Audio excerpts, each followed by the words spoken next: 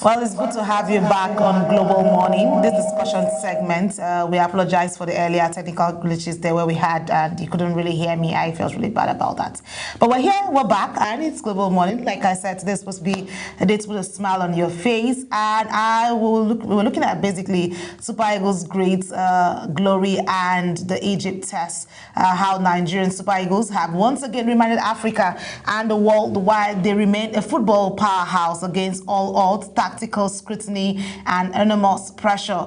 The Eagle have soared into semi-finals of the 35th African Cup of Nations there in Morocco. They also had from dramatic knockout victories to discipline and decisive displays. This Afcon journey has been anything but ordinary. But after falling short of a place in the final, attention was turned to familiar heavyweights Egypt and the crucial third place playoff, which Super Eagles also had their major fights. What has defined Nigeria's Afcon campaign so far? What went wrong in the semi-finals? And do the Super Eagles have the strengths? All of those things. The questions were asked to outsmart the Pharaohs. All of those questions were put out from what happened at the semi-finals to the finishing. But joining me live right now from Morocco is a sports analyst who understands, who is on ground, who understands how all of this played out in person of Ndubueze Chidoka. Chidoka, it's good to have you join me. How are you? How's Morocco? Anyete Patrick, Sabah Hohel. Okay. Sabah Hohel means good morning in Morocco. All right. That's a new one. You pick up the language so fast. Language I tried to learn as soon as I came here. Good morning. How to say good morning? Sabah Hohel. Okay. Sabah Hohel. Okay, amazing. I'm going to pick that up as well. amazing conversation we're going to be having right now. You are on ground and you saw everything firsthand. She was in the busy. Let's look at the journey so far as much as we can. Let's start from the bigger picture. Looking at Nigeria's journey to the semi-finals, what would you say has been the defining identity of the Super Eagles team at Afcon 2025? Well, just yesterday at the Mohammed V Stadium in Casablanca here, where the Super Eagles actually redeemed their image after losing to the Atlas Lions of Morocco. Super Eagles against another North African country redeemed their image by beating Egypt by 4-2 on penalties. You remember that the full and the extra time actually ended goalless. Nigeria had 2 goals that was scored, and the VAR didn't help matters. Those 2 goals were cancelled. So many Nigerians were apprehensive.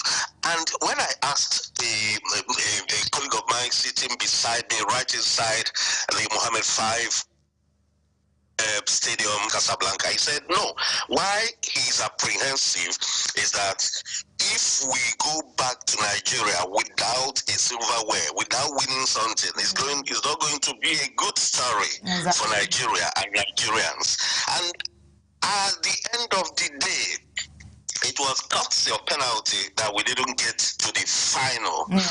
Finally, going into this game, Nigeria has played eight top place game, and we've won all. Yesterday's was the 9th one. Yeah. And we said that, is the jinx going to be broken by Egypt or not? Let's wait and see. Yeah. And it was the penalty that didn't allow us to get to the final that gave us the top place. And we did better, right? maybe because we actually started, you know, when you start, you now pray for your opponent to lose. Yeah. You know, Mohamed Salah and his teammates, the 2 celebrated Egyptian players, missed the penalty thanks to Waba.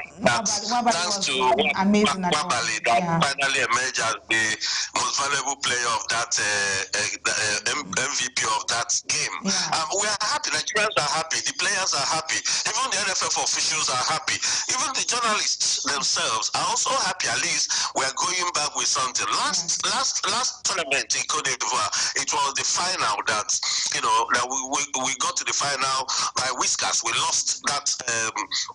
Our fourth Afcon title to Cote d'Ivoire, which were the host. This time around, the host again frustrated us from getting to the final. And this was just by whiskers. Penalty can this game. Penalty can game. And, we didn't have the ball behind the net. And at the end of the day, Eagles are holding their head high, waiting for the final by 8 o'clock tonight between Senegal and the host country Morocco, so that the Super Eagles can receive their top place medal before heading home tomorrow. All of us are coming back tomorrow, actually. Yes. Well, from what we've seen, is it the resilience, is it tactical discipline, or individual brilliance, or a blend of all of those three that really gave the Super Eagles the excitement they gave back to Nigerians at home and across the world? What the amazing turnout they have there at the tournament for you? Let me let you know that there is a secret behind this particular Nigerian team. And let me reveal that secret to you. The secret is unity of purpose. Exactly. The head coach, Eric Chow, is cool-headed. He has this knack for understanding family. It's a family. Look at when we visited the Super Eagles hotel where they were staying, they were all singing, dancing, as if they just took it, as if they just came for let them just have fun. And when you go with that, when you attach all seriousness in anything you do, it makes you to be under pressure. But when you relax, this team is so relaxed, taking their game one by one. Look at them. Who would have said that Alex Iwobi will have emerged as one of the main players of the national team now? By this time last year or 2 years ago, people were calling Alex Iwobi to retire. Exactly. Look at Kevin Bassey. Look at what Kevin Bassey did. The rock of Gibraltar in Super Eagles defense. The rock of Gibraltar. For me, if not that if Nigeria has gotten to the final, he would have gone for the MVP.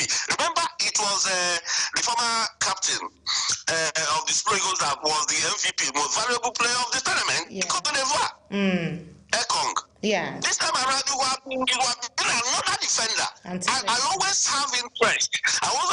When goalkeepers or defenders are giving MVP. Yes. Why am I saying so? Nobody see the work they do. They only what football analysts and pundits look out for is who scored the goal. But it's somebody that gave them the goal. It's somebody that stopped the other team from not scoring. Yeah. So they are unsung hero. These people are unsung hero when it comes to any game.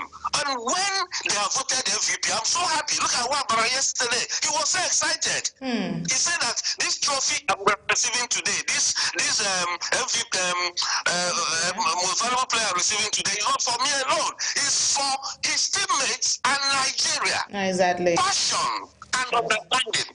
Well. So I'm happy for this game that at least we are coming back with something. Amazing. Remember we didn't qualify for the World Cup. Yeah. So and remember, Richard was given a target. What was the target? Get this team to the semi-final. When you get to the semi-final of any tournament, anything can happen. Exactly. And he achieved it. I was interacting with him shortly before the game against Egypt. And I asked him one question. People were calling me. I posted it on Facebook. So people were asking me. I didn't want to put my discussion. I want to keep people in suspense. So people were asking me, what was I discussing with Eric Chow? I said, Eric Chow, I was actually discussing with Eric Chow whether he will stay or whether he will go. He told me that do I have the money to pay pay him for that he can stay. That if I can bring that, if you look at the Facebook, go to my Facebook page, you see. If I can, it was so personal now. It was so personal. If I can bring out the money to pay him, he will stay. I think the coach has got which means that players. He's under pressure. He's under pressure to leave. Yeah.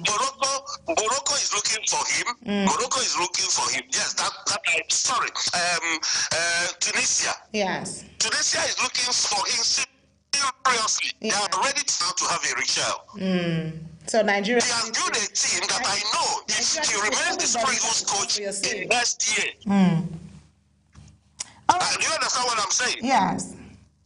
I said that if you remain the Super Eagles coach till next year when another final will be coming up. Remember, this 2025, another one is coming 2027. Yes. It was supposed to be played. It fell into 2026. Yes. Remember, it started in December. Yes. So next year's will be co-hosted by Kenya, Uganda, and Tanzania. Yes. If Richard remains Super Eagles coach, I see the Super Eagles getting to the semi-final again and hopefully winning it.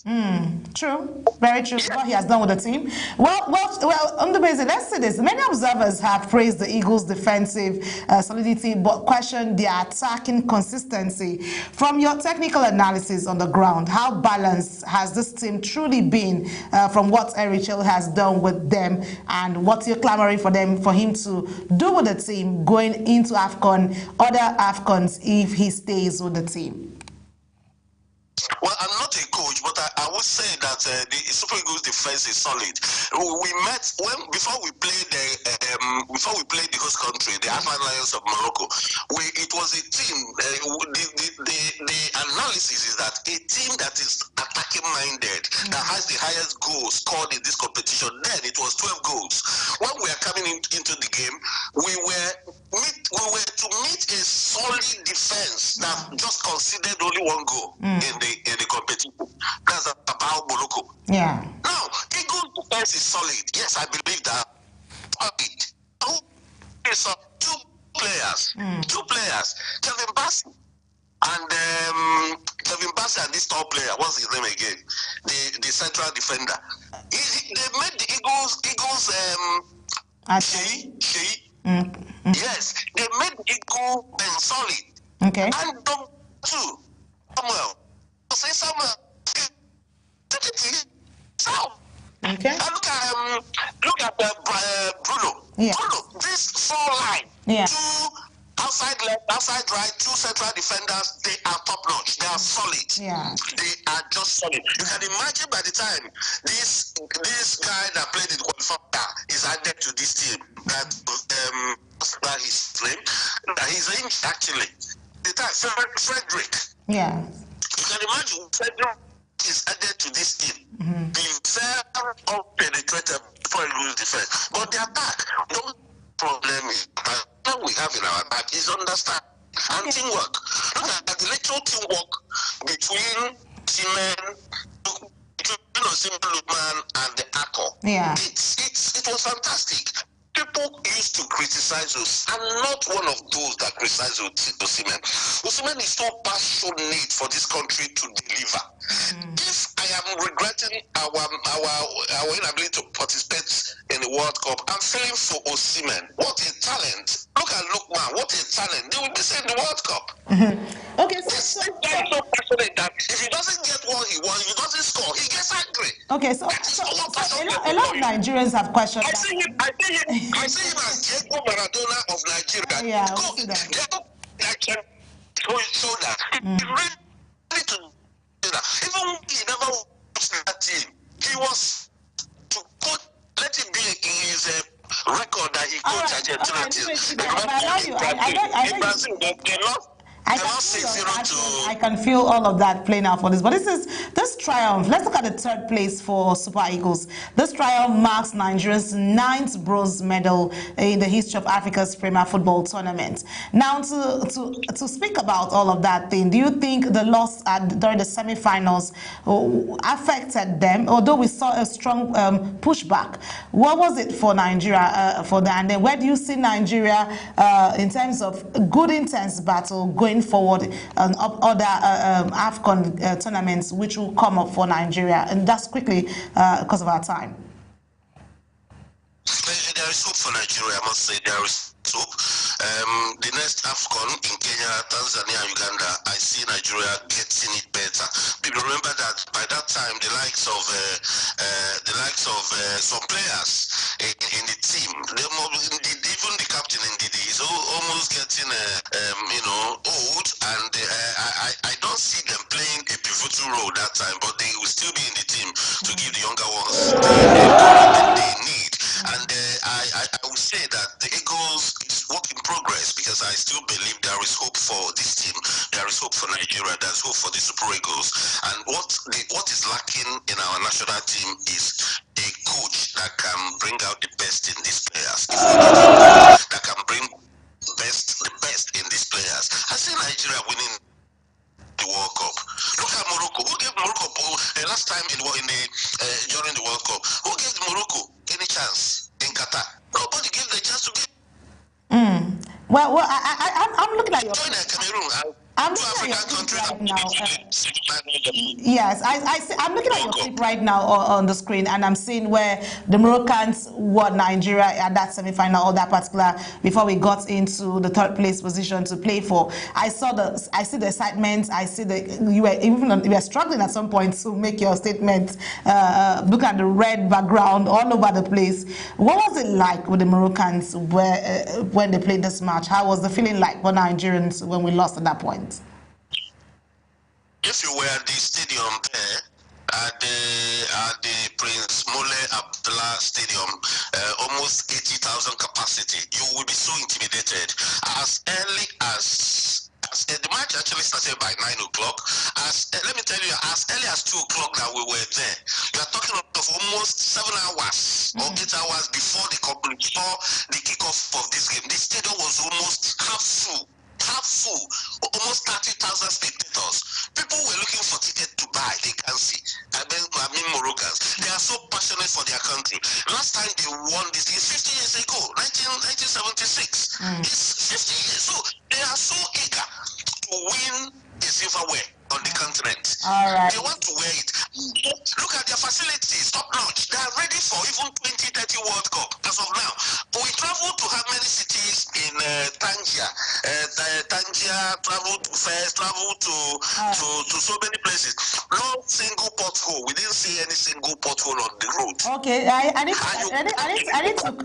need to stop you. I'm sorry, we don't have enough time. Thank you so much, Chidoka Dubeze, for your insights live there from Morocco. Thank you so much for coming through with us on Global Morning.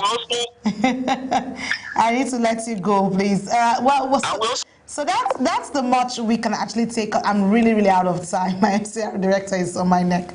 Thank you so much for being a part of Global Morning. I hope you had an amazing time with us here. An amazing package we've had for you from the on-site newspaper review segments, the different discussion segments. So we had power grab or power hold, all of that about the political scene ahead of 2027. And yeah, of course, the Super Eagles outplay or run at head of the Afcon. Thank you so much for being a part of the team. For myself and Mukhtar Kasim, we'll say thank you for being a part of Global Morning. Have a lovely day ahead of you.